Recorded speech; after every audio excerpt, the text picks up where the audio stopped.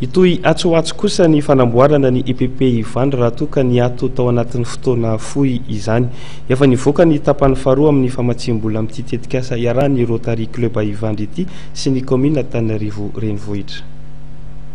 Raha nisy fiatoana kely dia toy afaka tapabolana fa rahafantarana ny asa fanamboarana ny trano tsekoly ny IPP Ivandry.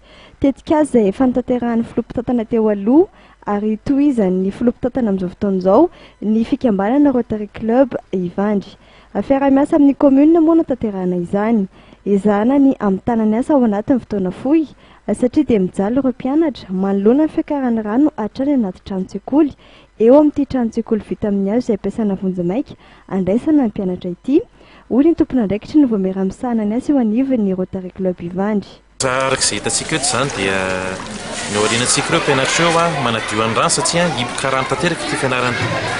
Ary nisy taontsika ny resaka hoe atsangana ny tsekoly vaovao ny IPP Ivandry. Dia efa natomboka le izy dia niady kely. Efa tonga indray ny financement manaraka zany. Afaka tapabolana eo hanomboka ny fianarana 3 salles de classe zany. Efa misy anankiray eo mbola tsy vita io, mbola tsy voatafy io.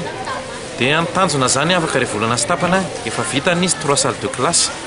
Dia fiaraha-miasa miaraka amin'ny commune sy ny Rotary Club Ivandry foana moa zany izy ity.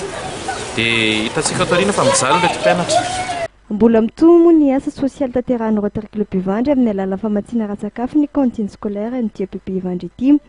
Nidina tetỳ toerana nalolotra ireo legioma sy vary ary saribao ho an'ny sekoly ny solitena fikambanana androany.